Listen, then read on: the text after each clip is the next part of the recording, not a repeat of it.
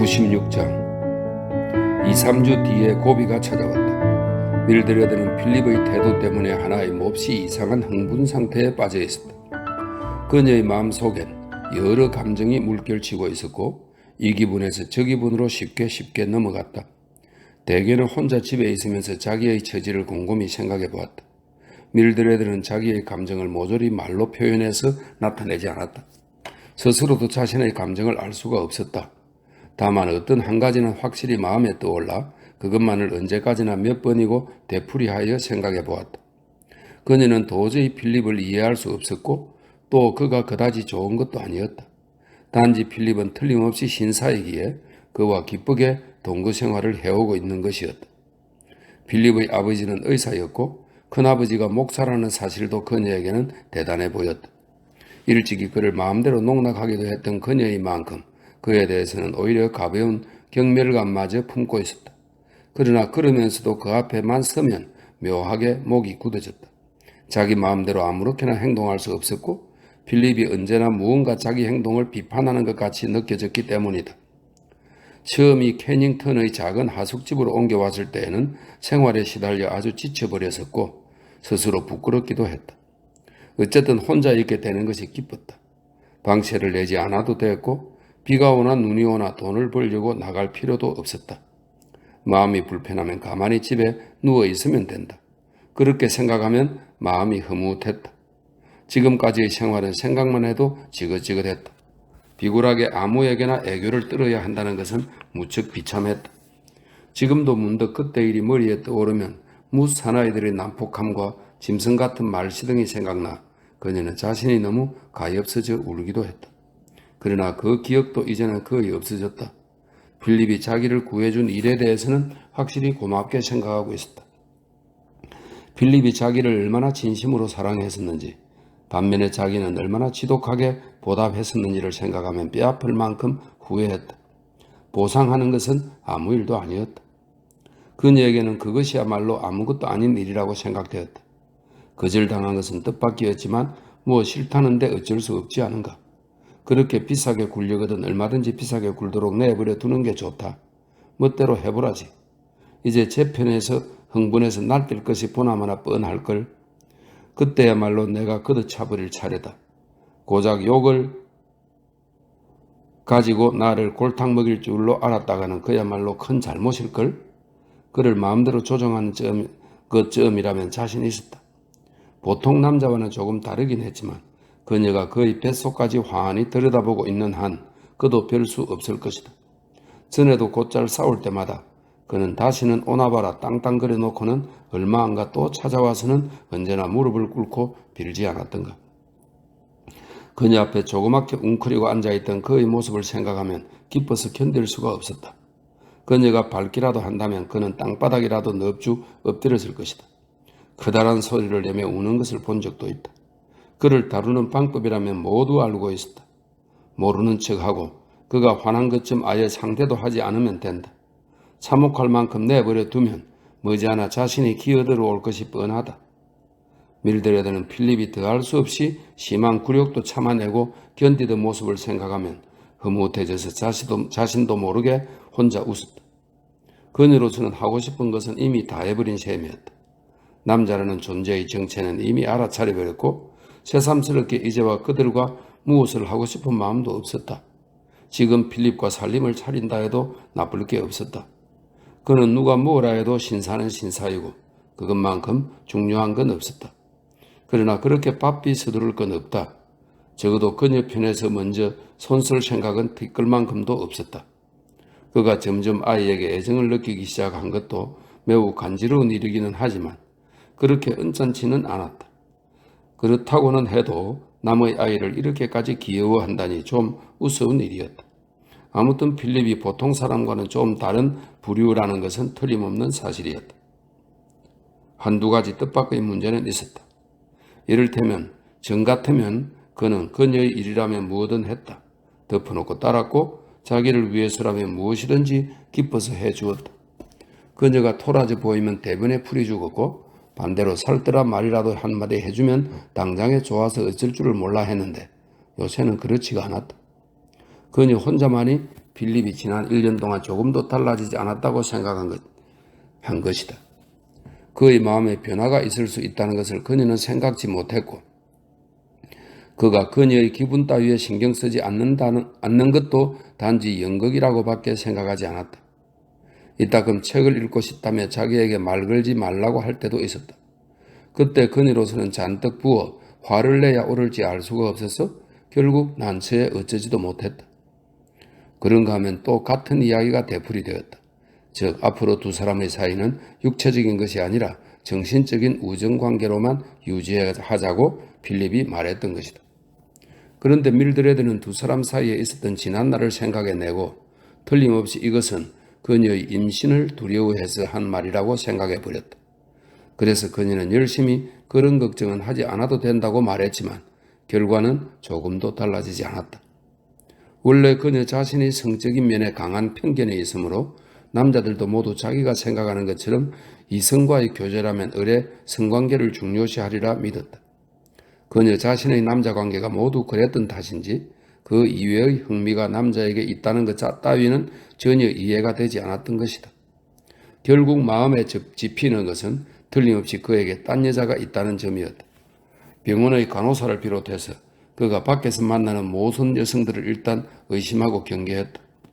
여러 가지로 빙 돌려 질문해본 결과 아무래도 아델리 집안에는 해당 인물이 없다는 결론이 내려졌다.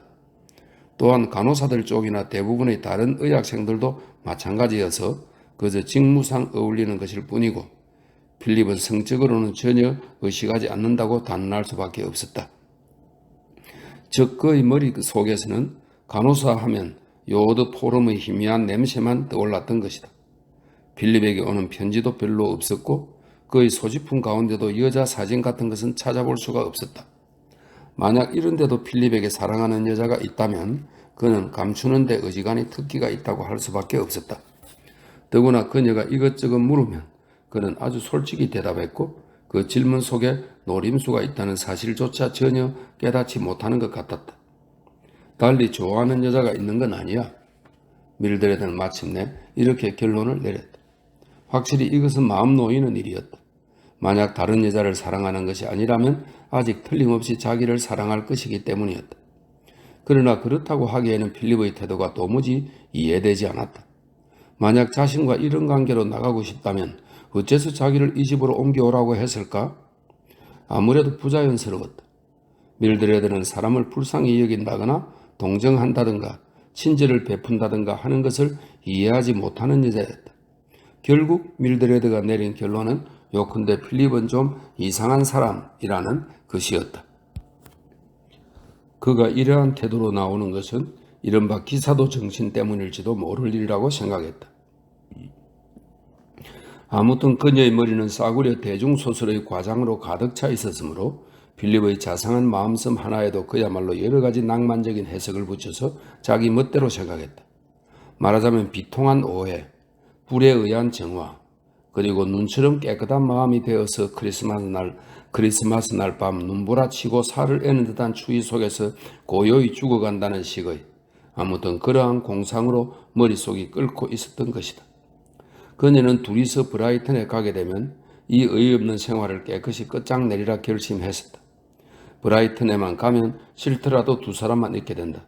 누구라도 부부라고 할 것이 뻔했고 게다가 부두에는 밴드가 있어 분위기도 좋을 것이었다. 그런데 필립은 절대로 그녀와 같은 방은 싫다고 우겼고 더욱이 그때 그 말투가 여태까지의 그하고는 거리가 멀었다. 그제야 그녀는 필립이 자기에게 생각이 없음을 깨달았다. 밀드레드는 망연자실했다. 필립이 여태까지 자기에게 했던 여러 가지 말 그리고 얼마나 열심히 자신을 사랑했는가를 생각하면 아무래도 굴욕감 때문에 우라가 치밀어 올랐다. 그러나 밀드레드는 타고난 오만함으로 이 위기를 헤쳐나갔다. 현재 그녀는 그를 전혀 사랑하지 않는 것이다. 때로는 필립이 한없이 싫어져서 무슨 방법으로든지 실컷 창피를 주고 싶었다. 그러나 이상하게도 그것이 잘 되지 않았다. 도대체 그를 어떻게 다루어야 하는지 알 수가 없었다. 그래서 그에게 다소 신경이 날카로워질 때가 있었다. 한두 번은 그의 앞에서 울어도 보았다. 또 마찬가지로 한두 번은 특히 더 부드럽게 달래본 적도 있었다. 그러나 함께 밤바닷가를 거닐다가 필립의 팔을 슬며시 잡으면 필립은 그녀가 자기 몸에 닿는 것조차도 불쾌하다는 듯이 무슨 핑계를 대며 슬쩍 팔을 빼버리려는 것이었다. 도무지 이해할 수가 없었다. 다만 한 가지 그녀가 움켜쥐고 있는 것은 아이라는 미끼뿐이었다. 필립은 날이 갈수록 아이만을 기뻐했다. 밀드레드가 아이를 때리거나 쥐어박거나 하면 필립은 대번에 얼굴이 새파래져서 화를 냈다. 그리고 언제나처럼 다정한 미소가 그의 눈에 돌아오는 것은 그녀가 아이를 안고 서 있을 때뿐이었다. 그녀가 그 사실을 알게 된 것은 전에 바닷가에서 꼭 그러한 자세로 누구에겐가 사진을 찍어달라고 했을 때였다. 그리고 그 뒤로는 그저 그에게 보여주고 싶은 마음으로 일부러 곧잘 그런 자세로 서 있게 되었다. 런던으로 돌아오자 밀드레드는 또 일자리를 찾기 시작했다. 그녀의 말에 따르면 그까짓 것은 아무것도 아니었다. 그녀는 어떻게 해서라도 필립에게서 독립하고 싶었다. 자기도 하숙을 정했으니까 아이를 데리고 나가겠다고 그에게 똑똑히 말해주고 싶었다. 떠올리면 참으로 흐뭇했다. 그러나 막상 취직이라는 것을 생각하면 그녀는 묘하게 기가 죽었다. 첫째, 오랜 근무 시간을 도저히 견딜 수 없을 것 같았고 새삼스럽게 여자 지배인에게 턱으로 부림받는 것은 참을 수가 없었다. 그 제복이라는 것을 다시 입는 것도 자존심이 허락하지 않았다. 더욱이 이웃 사람들에게는 두 사람 다 생활에는 옹색하지 않다고 떠버려 놓은 체면도 있어서 만약 자기도 일자리를 구해야만 한다는 사실이 밝혀지면 그야말로 그들을 볼 낯이 없어지는 것이다. 거기에다 그녀는 타고난 게으름이 있었다. 필립과 헤어지기도 싫었다. 그가 먹여주고 입혀주는 한은 자기 쪽에서 먼저 나갈 이유가 없었다. 마구 쓸만한 돈은 없을지라도 어쨌든 생활은 어떻게든 되는 것이다. 게다가 필립에게는 재산이 들어올 가능성도 있었다. 워낙 나이가 많은 그의 큰아버지는 어느 때고 죽을 것이 아닌가. 그렇게 되면 필립에게도 얼마간 유산이 넘어올 것이고 또 그렇게 되지 않는다 할지라도 겨우 일주일에 몇 실링 벌려고 아침부터 저녁까지 노예처럼 일하는 것보다는 훨씬 나았다. 그런 생각에 일자리를 찾는 것에는 여전히 게을러지고 말았다. 날마다 신문 구인란을 훑어보는 일만은 계속했으나 그것은 다만 혹시 괜찮은 일자리가 있다면 아직 일할 의도가 있음을 보이기 위한 쇼에 지나지 않았다. 그런데 혹시 필립이 자기를 돌봐주는 것이 싫어졌다고 하면 어떻게 해야 할까?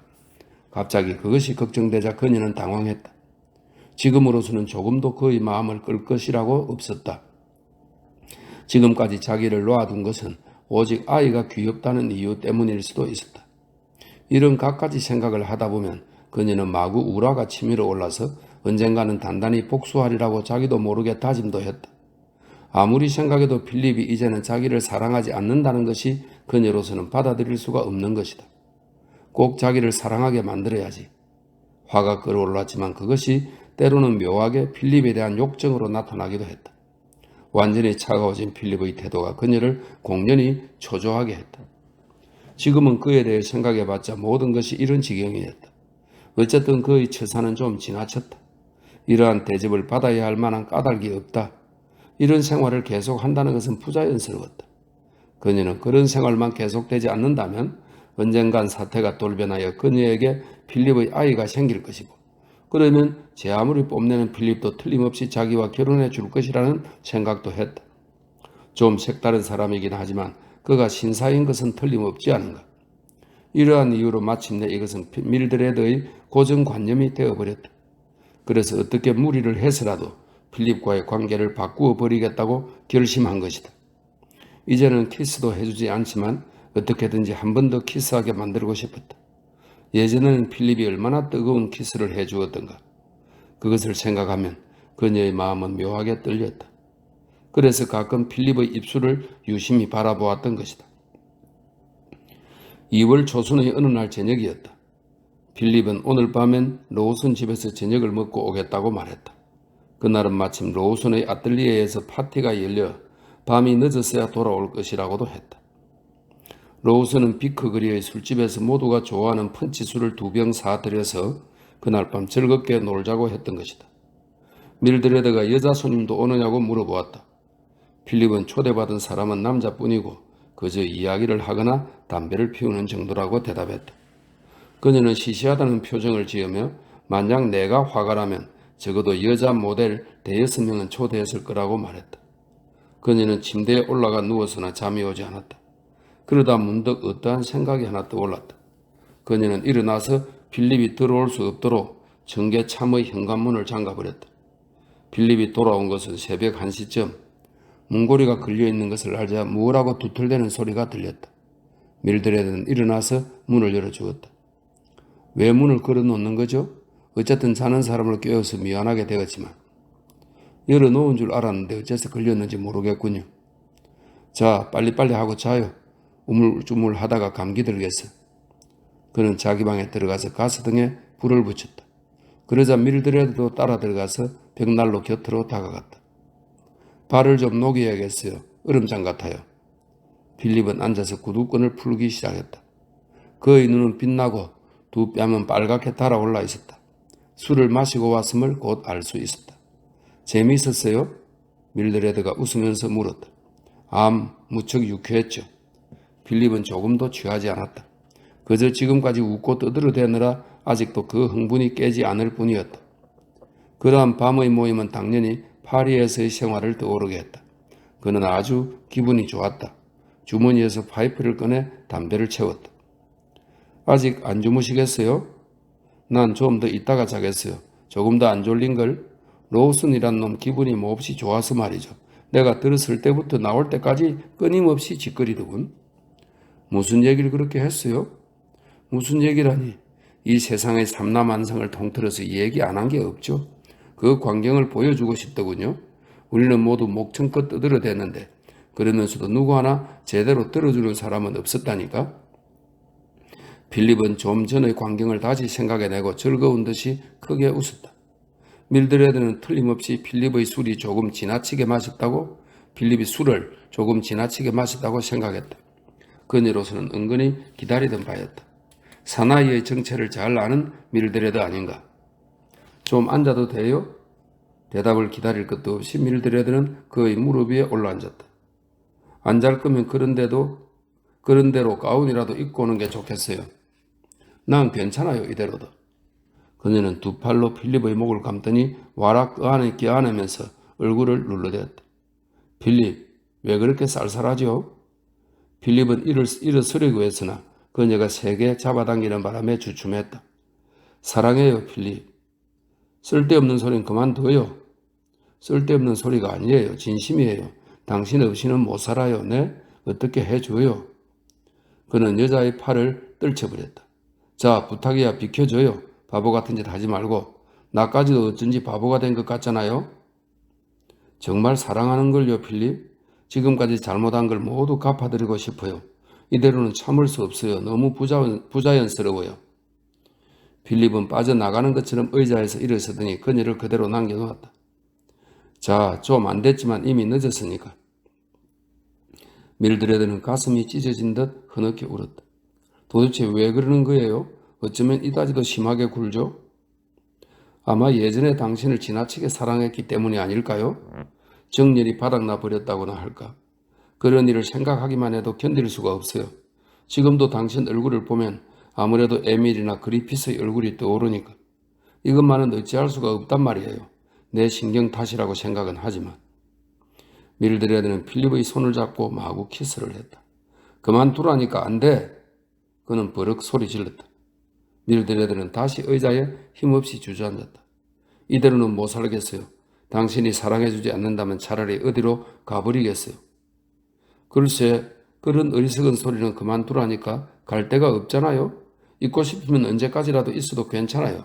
하지만 한 가지만은 분명히 말해두죠. 우리 둘은 그저 친구 관계라는 것. 그 이상은 절대로 아니라는 것. 이것만은 잘 알아줘야겠어요.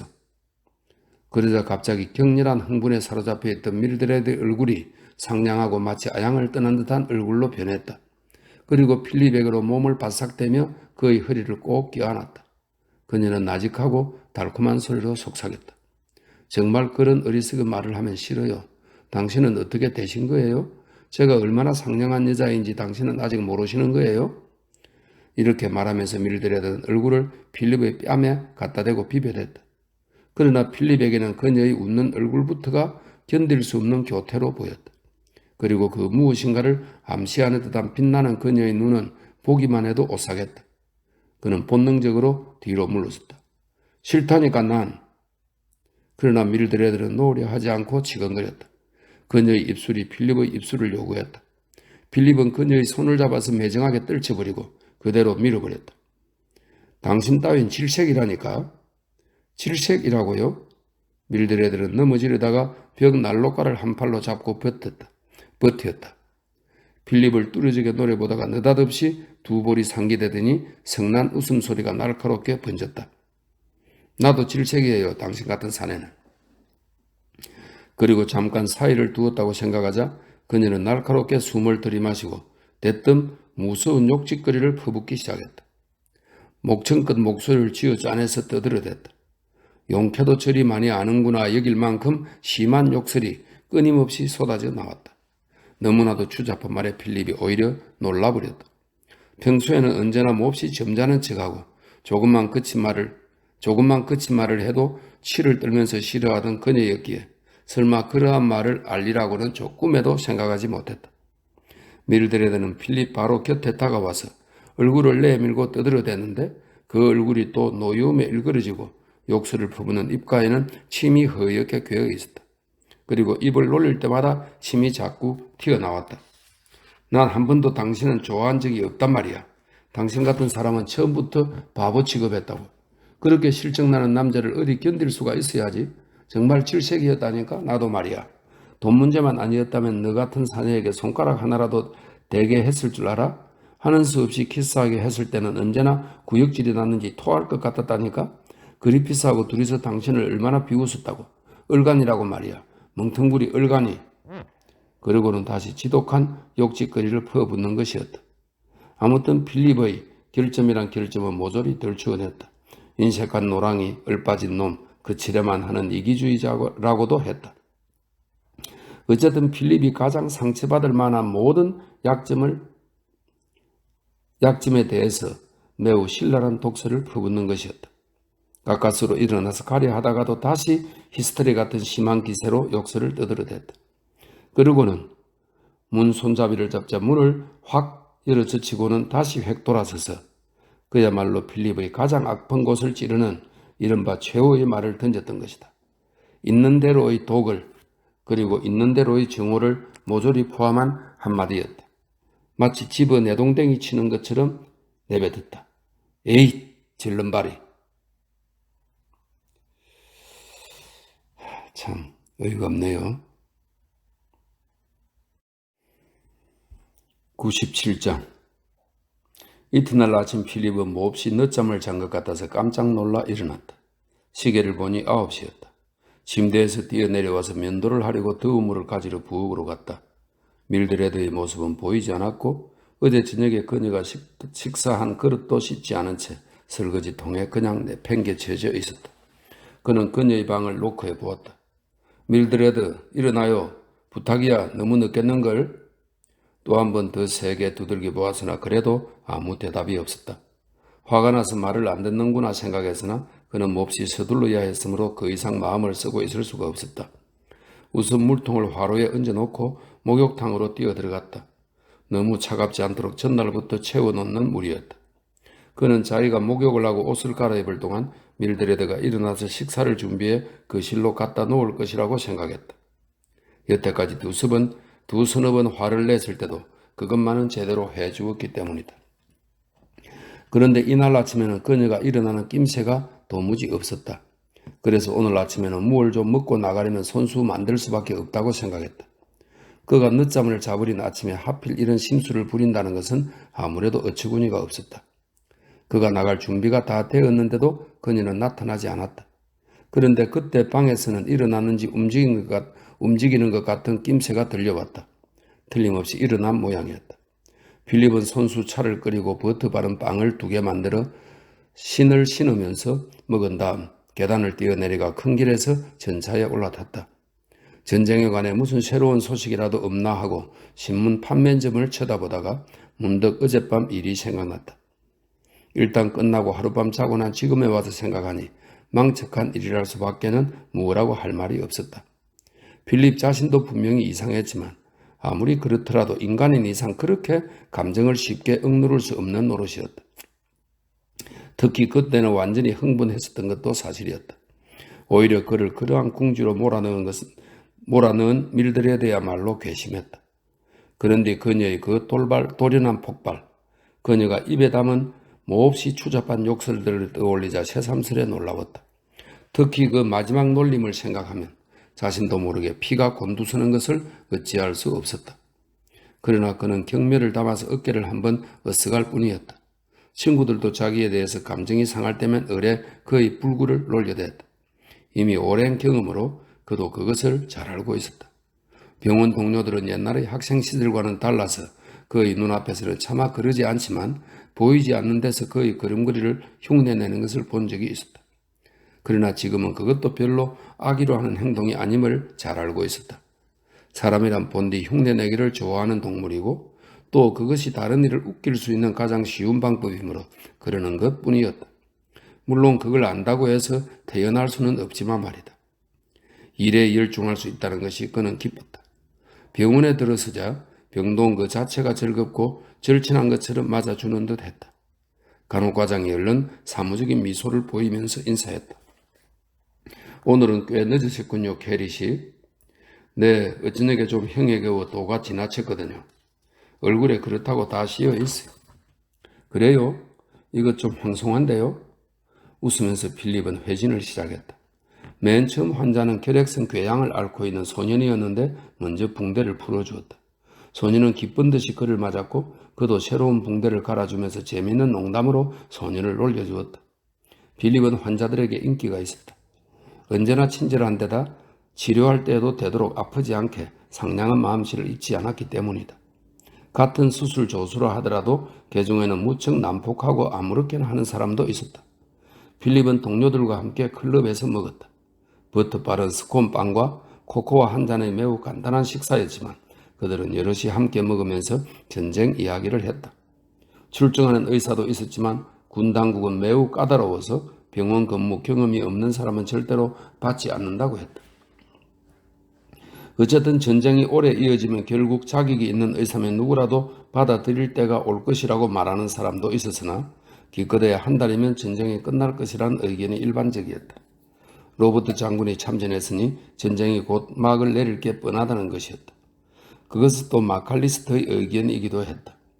이때 기회를 잘 노렸다가 전쟁이 끝나기 직전에 얼른 사두어야 한다고 그는 말했다. 평화가 오면 반드시 경기가 좋아질 테니까. 잘만 하면 틀림없이 어느 정도는 벌 수 있으리라는 것이었다. 필립은 언제든지 좋은 기회가 오면 사주도록 그에게 부탁해 놓았다. 지난 여름 30파운드를 번 뒤로 욕심이 꽤 커진 그는 이번에는 한 200파운드를 벌고 싶었다. 근무를 마치자 그는 전차를 타고 캐닝턴으로 돌아왔다. 밀드레드가 오늘 밤에는 어떠한 태도로 나올 것인지 몹시 궁금했다. 약이 잔뜩 올라서 말대답도 하지 않을 것이라고 생각하자 지긋지긋했다. 겨울치고는 제법 따스한 밤이어서 남런던의 잿빛 거리에도 벌써 2월의 어쩐지 노곤한 기분이 감돌고 있었다. 길고 긴 겨울이 지나 자연은 겨우 움직이기 시작했고 온갖 생물은 모조리 잠에서 깨어나 있었다. 봄 소식이 오자 대지에는 생명의 태동이 느껴지기 시작했으며 바야흐로 그 영원한 활동을 다시 시작하려는 듯 했다. 필립은 그냥 그대로 전차에 있고 싶었다. 지금 하숙으로 돌아가는 것은 어쩐지 싫었다. 신선한 공기가 마시고 싶어졌다. 하지만 갑자기 아이의 얼굴을 보고 싶어 견딜 수 없었다. 아이가 기쁨의 소리를 지르면서 아장아장 걸어오는 모습이 떠오르자 필립은 자기도 모르는 사이 번긋 웃었다. 집 앞까지 와서 무심코 올려다보자 놀랍게도 창마다 불이 꺼져 있었다. 2층으로 뛰어 올라가서 문을 두드려 보았으나 대답이 없었다. 밀드레드는 외출할 때면 언제나 열쇠를 침대 밑에 감추어 두는데 그곳을 찾아보니 열쇠는 있었다. 우선 거실 쪽으로 가면서 성냥불을 켜었다. 갑자기여서 잘 알 수는 없었으나 어쩐지 이상했다. 가스전을 틀어서 불을 붙였다. 환해지자 그는 방 안을 둘러보았다. 자신도 모르게 숨을 삼켰다. 온 방이 그야말로 폐허였다. 모든 것이 분명히 고의적으로 파괴되어 있었다. 필립은 화가 머리 끝까지 치밀어 올라서 쏜살같이 밀드레드의 방으로 뛰어갔다. 그런데 이곳 또한 컴컴하고 텅 비어 있었다. 불을 켜보니까 그녀는 자기의 것도 아이의 것도 깨끗하게 몽땅 가져가 버렸다. 그제야 돌아올 때 유모차가 늘 놓여있던 청계참에 없던 것이 생각났다. 그때는 밀드레드가 아이를 태우고 잠깐 밖으로 나갔겠거니 했던 것이다. 그리고 세면대 위에 있던 물건들은 모조리 부서져 있었고 의자는 둘 다 앉는 자리가 칼로 10자로 갈라져 있었고 베개도 잘려 있었고 드리블에도 시트에도 무참하게 칼자국이 나 있었다. 거울은 망치나 무언가로 때려 깬 모양이었다. 필립은 당황해서 어찌할 바를 몰랐다. 다음에는 자기 방으로 돌아와 보았다. 여기에도 눈에 보이는 것은 모조리 파괴되어 있었다. 세숫대야도 물병도 엉망으로 부서져 있고 거울은 산산조각 나고 이부자리는 갈기갈기 찍혀 있었다. 베개는 밀드레드의 손 하나가 넉넉하게 들어갈 만큼 구멍이 뚫려 있고 베개 속 털이 온 방에 한가득 뿌려져 있었다. 담요도 역시 칼로 푹푹 찌른 자리가 있었다. 화장대 위에는 필립의 어머니 사진이 놓여 있었는데 그것도 사진틀은 쭈글쭈글해지고 유리도 깨져 산산조각이 나 있었다. 부엌에도 들어가 보았다. 여기도 마찬가지로 푸딩 접시, 쟁반 할 것 없이 깨질 수 있는 것은 모조리 깨져 있었다. 필립은 의의가 없었다. 밀드레드는 편지 한 장 남겨놓지 않았다. 다만 파괴만이 그녀의 분노를 나타내고 있었다. 필립은 그녀가 이것저것 닥치는 대로 때려 부술 때 지었을 험악한 표정이 보이는 것 같았다. 다시 자기 방으로 돌아와서 주위를 돌아보았으나 그저 의의가 없을 뿐 이제 화도 나지 않았다. 그는 테이블 위에 놓인 부엌칼과 석탄 부수는 망치를 새삼스럽게 신기한 듯 바라보았다. 그리고 이번에는 부서진 난로 속에 던져진 고기 자르는 칼도 발견했다. 이만큼이나 때려 부수는 데는 시간이 꽤 걸렸을 것이다. 로슨이 그려준 필립의 초상화도 보기 좋게 10자로 찢어져 입을 쩍 벌리고 있었고 그 자신이 그린 그림도 물론 조각나 있었다. 마네의 올림피아, 앵그로의 오달리스크, 필립 4세 등의 사진들도 석탄망치로 힘껏 때려 부순 모양이었다. 식탁보도 커튼도 두 개밖에 없는 팔걸이 의자도 곳곳이 상처투성이었다. 아무튼 훌륭한 파괴 솜씨였다. 필립이 글 쓰는 책상으로 쓰던 테이블 정면 벽에는 크론쇼가 주었던 그 페르시아 융단 조각이 걸려 있었는데 이것 또한 평소부터 밀드레드의 정오의 대상이 되어왔다. 융단이면 제대로 마루에나 깔아야 할 거예요. 이렇게 더럽고 게다가 냄새란 또 말할 수도 없고 고작 그것뿐이잖아요. 필립이 그 속에는 커다란 수수께끼에 대한 답이 들어있다고 말한 것이 마뜩지 않았던 것이다. 틀림없이 놀림당한다고 생각한 모양이었다. 무척 힘이 들었을 텐데 세 군데나 칼로 찢어놓았다. 융단은 늑마처럼 쭉 늘어져 있었다. 또 필립은 푸른색과 하얀색 접시를 두세 개 가지고 있었는데 별로 값나가는 것은 아니지만 푼돈을 모아서 하나씩 사들인 것이었다. 여러 추억이 담긴 것들이라 아껴왔는데 그 접시들도 산산이 부서져서 마룻바닥에 흩어져 있었다. 책 뒷면에도 하나하나 칼로 끈 자리가 있었으며 재본되지 않은 프랑스 원서들은 일부러 한 장씩 뜯겨 있었다. 벽 난로 위에 놓였던 장식품들도 역시 모조리 깨어져서 난로 위에 팽개쳐져 있었다. 아무리 칼과 망치로 찢고 깰 수 있는 것은 하나도 남김없이 깡그리 부순 것이다. 물론 필립의 소지품이라야 몽땅 팔아봤자 30파운드도 못 되었을 것이다. 하지만 그 대부분이 오랜 친구처럼 정이 쌓인 것들인데다 그의 성격이 워낙 가정적인 탓인지 그러한 형편없는 물건에조차 자기 소유물이라는 이유만으로 묘하게 애착을 느껴왔다. 그런 까닭에 그는 자기가 살고 있는 이 조그만 집을 오히려 자랑스럽게 여겨봤다. 많지 않은 돈을 짜내어서 조촐하고 독특한 아름다움을 만들고 있었던 것이다. 그런 만큼 그는 절망으로 완전히 맥이 풀려버렸다. 어째서 이렇게 심한 짓을 했을까? 그러다 갑자기 불안에 휩싸여 양복장이 놓인 복도로 나가보았다. 장롱문을 열고 보고 나서 저도 모르게 안도의 한숨을 내쉬었다. 이 양복장만은 잊어버렸는지 손 하나 대지 않고 남아있었다. 다시 자기 방에 들어와서 주위를 둘러보았으나 어떻게 하면 좋을지 알 수가 없었다. 치울 마음도 생기지 않았다. 더구나 집안에 먹을 것이라고는 아무것도 남아있지 않았다. 그는 몹시 배가 고팠으므로 어쨌든 밖에 나가서 식사부터 했다. 돌아왔을 때에는 마음이 조금 가라앉아 있었다. 아이의 일을 생각하자 마음이 아팠다. 그러나 아이도 처음에는 필립이 없는 것을 쓸쓸해하겠지만 아마 일주일쯤 지나면 잊어버릴 것이다. 밀드레드가 없어진 것은 오히려 고마운 일이었다. 이런 것은 생각해도 별로 화나지 않았으나 다만 더는 견딜 수 없는 마음이 들었다. 이젠 정말 두 번 다시는 보고 싶지 않아. 그는 소리내어 중얼거렸다. 이제는 이 집을 나갈 수밖에 없었다. 내일 아침에 당장 집 주인에게 말하리라. 저축한 돈도 이미 얼마 남지 않아 망가진 물건들을 다시 사들일 수는 없었으므로 이번에는 좀 더 값싼 하숙으로 옮겨야 했다. 이 집에서 나가는 것은 오히려 기쁜 일이었다. 여기에 그대로 있게 된다면 그 경비도 걱정되었거니와 밀드레드에 대한 기억이 언제까지나 붙어 다닐 터였다. 아무도 견딜 수 없었다. 어떻게 해서라도 빨리 이사해야 마음이 가라앉을 것 같았다. 그래서 다음날 오후 고물장수를 불러서 보였더니 부서진 것이나 부서지지 않은 것들을 모두 합해서 3파운드면 가져가겠다고 했다. 이틀 뒤 그는 병원 바로 앞에 있는 하숙집으로 방을 옮겼는데 그가 처음 의학생이 되었을 무렵 하숙하던 바로 그 집이었다. 이 하숙집 주인은 매우 점잖은 여자였다. 필립은 위층방을 요구했는데 일주일에 6실링으로 빌려주었다. 좁고 누추하고 뒷집의 뜰이 내려다 보이는 방이었으나 지금 세간이라고는 양복과 책장 한 겹밖에는 아무것도 없는 형편이었으므로 퍽 싸게 먹히는 것만으로도 고마웠다. 98장. 그런데 자신 말고는 아무에게도 의미가 없는 하찮은 존재였던 필립 캐리의 운명도 조국이 겪고 있는 운명의 영향을 고스란히 받게 된 어떤 사태가 일어났다. 결국 새로운 역사가 만들어졌던 것이다. 더욱이 그 과정은 너무나도 중대했던 만큼 필립과 같은 미미한 존재인 한낱 의학생의 생활에까지 영향을 미쳤다고 생각하는 것이 오히려 어이없어 보일지는 모르나 아무튼 사실이 그랬다.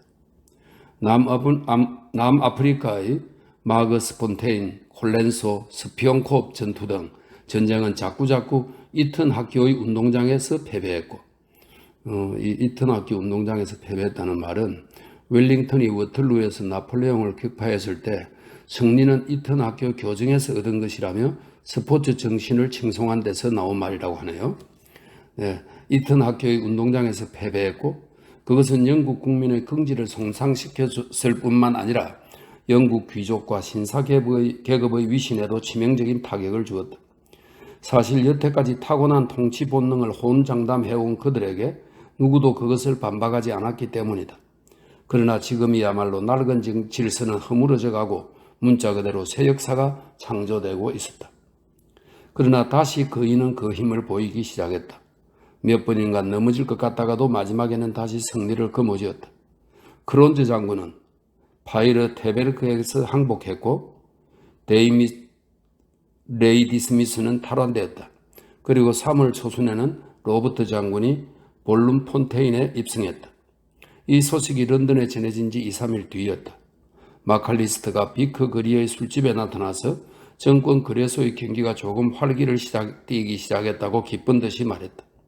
종전은 눈앞에 다가왔으며 로버트 장군은 이제 2, 3주일만 지나면 프리토리아에 입성할 테고 모든 정권은 벌써 오르기 시작했으므로 머지않아 경기가 좋아질 것이 틀림없다는 소리였다. 자, 지금이 바로 사들일 때야. 세상 사람들이 다 알게 될 때까지 우물쭈물 기다려서는 안 돼. 사려거든 지금 사야 해. 그가 필립에게 말했다. 그는 이른바 비밀의 소리라는 것을 듣고 있었다. 남아프리카 어느 금광 지배인이 마칼리스트의 거래소 사장에게 선보를 쳐왔는데 조금도 시설이 파괴되지 않았으므로 되도록 빨리 작업을 다시 하겠다는 통보였다. 마칼리스트는 이것은 이미 투기가 아니라 투자라고 했다. 그는 자기 사장도 무척 좋은 기회라고 생각하는 것 같다. 그 증거로 두 여동생을 위해서 각각 500주씩이나 사주었다고 말했다. 더구나 그 사장이라는 사람은 영국 은행 주 같은 절대 안전한 것에만 지갑을 연다는 것이었다. 나도 이번에는 있는 돈을 모조리 틀어서 살 작정일세. 마칼리스트가 말했다. 정권 가격은 2파운드 8분의 1에서 4분의 1 사리를 오르락내리락 했다. 마칼리스트는 필립에게 너무 욕심을 부리지 말고 한 장에 10실링만 오르면 만족하라고 했다. 자기는 300주를 살 작정인데 필립에게도 그렇게 하라고 제안했다. 정권은 그가 보관하고 있다가 좋은 때를 노려서 팔아주겠다는 것이다. 필립은 전적으로 그를 믿었다. 첫째는 그가 스코틀랜드 사람이므로 나면서부터 조심성 있겠다 싶었고, 또 뭐니 해도 지난번의 예상이 어김없이 들어맞았기 때문이다. 필립은 선뜻 동의했다. 아마 결산 전에 팔아버리게 될 걸세. 만약 그렇게 되지 않으면 정권은 자네에게 보내줌세. 마칼리스트가 말했다. 그것 참 좋은 생각이라고 필립은 생각했다. 정권이란 이익 배당금이 들어올 때까지 기다리기만 하면 되었고, 게다가 한 푼도 낼 필요가 없었다. 그는 다시 신문의 정권 시세란을 새로운 흥미를 기울여 날마다 읽기 시작했다. 이튿날은 모든 주가 조금씩 올라서 주당 2파운드 4분의 1씩에 샀다고 마칼리스트가 보고해 왔다. 시장 상태는 매우 탄탄하다고 했다. 그런데 2, 3일 뒤에는 기세가 갑자기 꺾였다.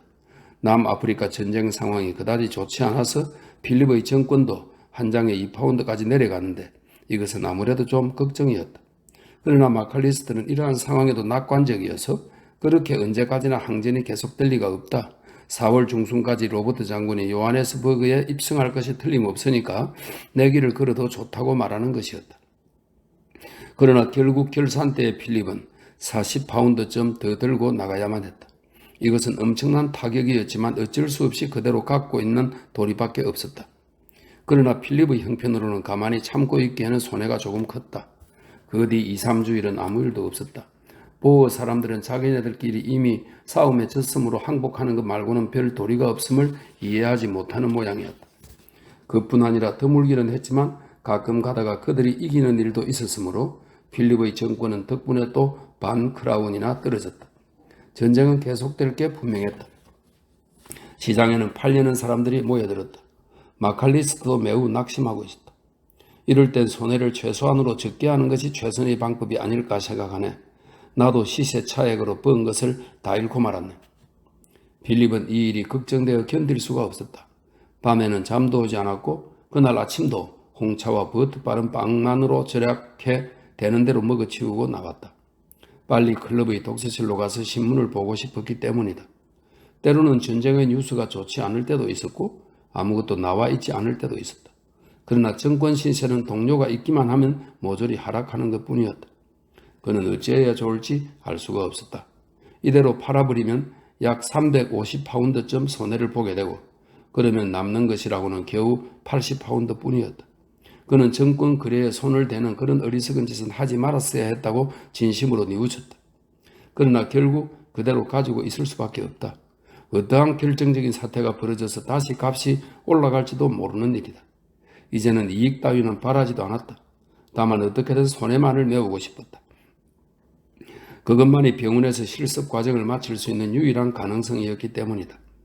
5월부터 여름 학기가 시작되고 그것이 끝나면 3파학 시험을 칠 작정이었다. 그러고 나면 이제 1년이 남는 것이다. 자세하게 계산해 본 결과 수업료며 모든 것을 합해서 150파운드쯤만 있으면 그럭저럭 해나갈 수 있다는 것을 알았다. 물론 그것도 이미 최저로 바짝 줄인 선이었다. 4월 초순에 그는 마칼리스트를 만나고 싶어 비커 거리의 그 술집으로 갔다. 그와 함께 정권시장의 정체라도 이야기하면 마음이 어느 정도 편해지고 또 자기 말고도 손해를 본 숱한 사람들이 있다는 것을 알면 자기의 고민도 조금은 참을 수 있을 것 같았기 때문이다. 그러나 그 술집에 들어가 보니 헤이워드 혼자만 있었다. 필립이 앉자마자 헤이워드가 말하기 시작했다. 나도 드디어 이번 일요일에는 남아프리카의 케이프 전선으로 나가게 됐어.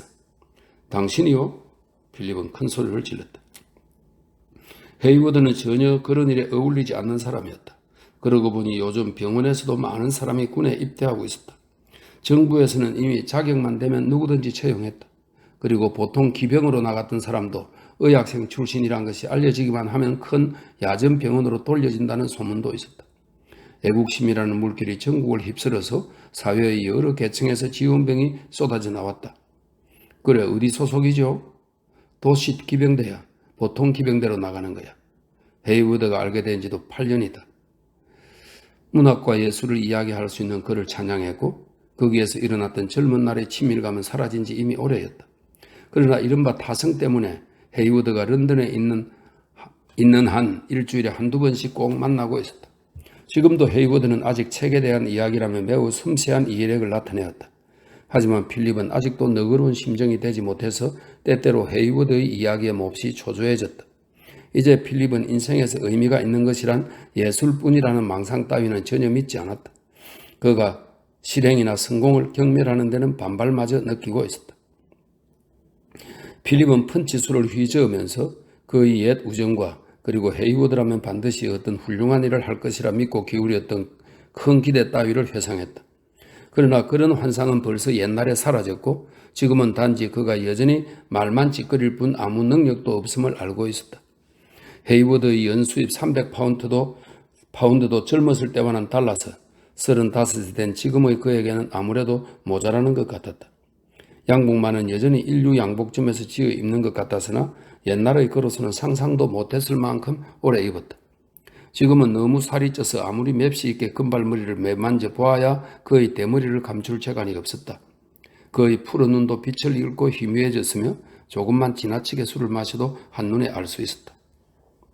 그런데 어떻게 케이프로 갈 생각을 했죠? 글쎄 뭐라고 해야 좋을까? 아무튼 마땅히 가야 한다고 느꼈기 때문이라고나 할까? 필립은 아무 말도 하지 않았다. 어쩐지 어리석다는 생각도 들었다. 요컨대 헤이워드는 자기 자신도 확실히 알 수 없는 어떤 불안감에 쫓기고 있는 것이다.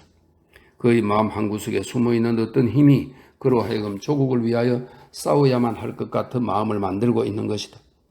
애국심이란 하나의 편견에 불과하다는 스스로의 세계주의에 도취했다고나 할까? 그가 조국인 영국은 결국 유배된 땅에 불과하다고 장담했던 만큼 이것은 더욱 기묘한 일이었다. 대중으로서의 동포 따위는 섬세한 그의 신경을 건드릴 뿐이었다. 필립은 생각했다. 인간이란 곧잘 자기 인생관과 정반대되는 일을 하는데 그것은 무슨 이유에서일까? 헤이워드라면 단지 방관자로서 야만인들이 서로 죽여대는 전쟁을 비웃으며 관망했어야 한다. 그렇게 생각하니 아무리 인간이라 할지라도 결국은 미지의 힘으로 조종되는 꼭두각시에 지나지 않는 것 같았다. 단지 어떤 큰 힘이 그들을 조종해서 이런저런 행위를 시키는 데 불과한 것이다. 이성이라는 것을 들고 나와서 자기들의 행위에 이유를 붙이기도 하지만 그것이 불가능할 때는 이성 따윈 아예 무시해버리고 곧 행동해버리는 것이다. 사람이란 참 묘한 것이군요. 당신이 기병이 되어서 싸움터에 나가리라고는 꿈에도 생각 못했는데 말이에요. 필립이 말했다. 헤이워드는 약간 부끄러운 듯이 웃기만 하고 아무 말도 하지 않았다. 그러다 이윽고 겨우 입을 열었다. 어제 신체 검사를 받아보았는데 내 몸이 완전히 건강한가 어떤가를 알기 위해서 고문을 받아보는 것도 그리 나쁜 일은 아닌 것 같더군. 영어로도 얼마든지 할 수 있는 말을 아니 곱게 프랑스 따위를 섞어가며 이야기하는 취미만큼은 아직 고쳐지지 않고 그대로였다. 그때 마침 마칼리스터가 들어왔다. 캐리군 마침 잘 만났네. 꼭 한번 만나려던 참인데. 정권 거래소에서는 더 이상 자네 정권을 쥐고 있을 수가 없게 됐다네. 아무튼 시장도 극도로 경기가 나빠져서 말이야. 그래서 자네 것도 전부 가져가라는 것일세. 필립은 맥이 탁 풀렸다. 불가능하다는 것은 알고 있었다. 손해는 이미 어쩔 수 없는 것이다. 체념하라는 것이었다. 그러나 그는 자존심도 있고 해서 조용히 대답했다. 내가 도로 가져와 봐야 무슨 소용이 있겠어요? 그보다는 차라리 전부 팔아주시죠. 이봐, 입으로 그렇게 말하기는 무척 간단하지만 과연 그게 팔릴까? 아무튼 시장 경기가 무척 안 좋아서 아무도 사려는 사람이 없단 말일세. 하지만 1파운드의 8분의 1이라는 시세가 나와 있잖아요. 그야 그렇지. 하지만 실제로는 아무 소용도 없다네. 절대로 그런 높은 값으로는 팔리지 않을 테니까. 필립은 잠깐 말을 할 수가 없었다. 마음을 가라앉히려고 애썼다. 그럼 종이 조각에 불과하다는 말인가요? 아니, 꼭 그렇다는 것은 아니지. 그야 물론 값이야 있지. 하지만 현재로서는 도저히 살 사람이 없단 말일세. 그럼 얼마라도 좋으니 팔아치워 주세요. 마칼리스트는 필립의 얼굴을 뚫어지게 보았다. 이번 타격이 적잖이 큰 모양이었다. 참으로 미안하다고는 생각하네만 결국 우리는 모두 같은 배를 탄 운명이 아닌가. 전쟁이 이렇게 오래 가리라고는 아무도 상상 못했지. 그야 내가 군에서 사게 된 셈이지만 나 자신도 샀으니까 말일세. 그런 것은 아무래도 상관없어요. 인간은 어디든 걸게 마련이죠. 필립은 마칼리스트와 이야기하느라고 서 있었으나 다시 앉았던 자리로 돌아왔다. 그는 완전히 정신을 차리지 못했다. 골치가 무겁게 지끈거리기 시작했지만 이런 때일수록 급쟁이라는 말만은 듣고 싶지 않았다. 그 자리에 1시간쯤 그대로 앉아 있었다. 남들이 하는 이야기에 특히 더 큰 소리로 웃었으나 이내 일어나서 가리고 했다. 참으로 침착하게 들어주었군 그래? 악수를 하면서 마칼리스터가 말했다. 어떤 사람이고 3,400파운드의 손해를 보면 사실 좀 낙심하게 마련이거든.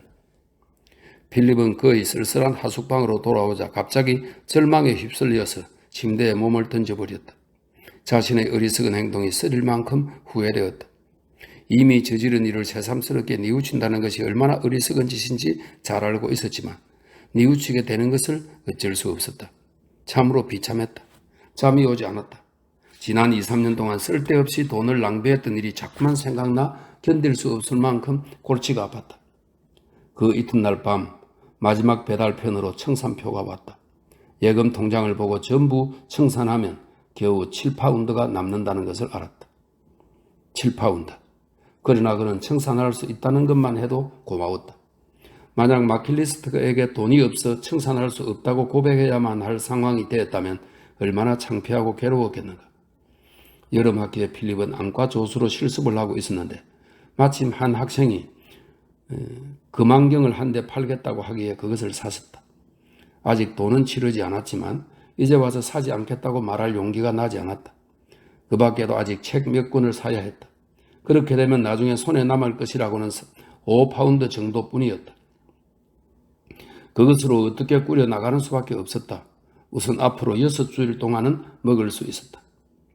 마침내 그는 자기가 보아도 매우 사무적으로 보이는 편지를 큰아버지에게 썼다. 전쟁 때문에 큰 손해를 보았는데 이번에 큰아버지가 도와주시지 않는다면 학업을 계속할 수 없는 처지다.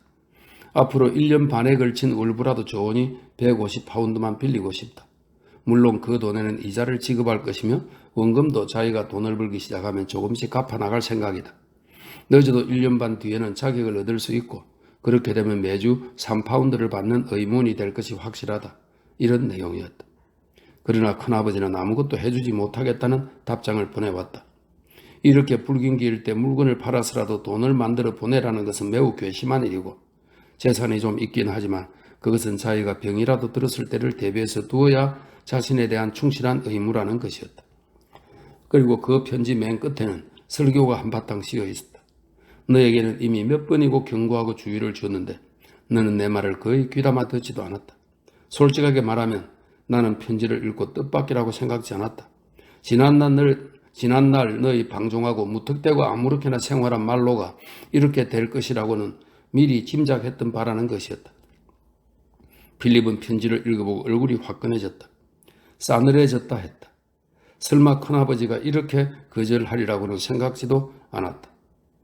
그런 만큼 분노가 머리끝까지 치밀었다. 그러나 그것도 잠깐 곧 완전한 허탈 상태에 빠지고 말았다. 큰아버지의 도움 없이는 도저히 병원 근무를 계속할 수가 없었다. 이것을 생각하니 완전히 당황했다.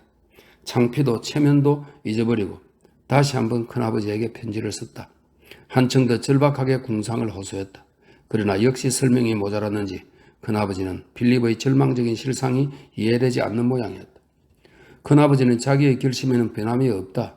너도 이미 25이니 생활비쯤은 제 힘으로 벌어야 하지 않겠느냐고 답장을 보내온 것이다. 물론 자신이 죽으면 약간의 유산은 물려줄 테지만 그때까지는 한 푼도 줄 수 없다고 했다. 필립은 편지를 읽으면서 오랫동안 그의 살아가는 태도에 반대만 해오던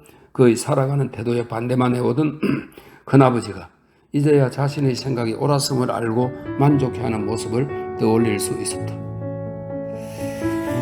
참 큰일 났네.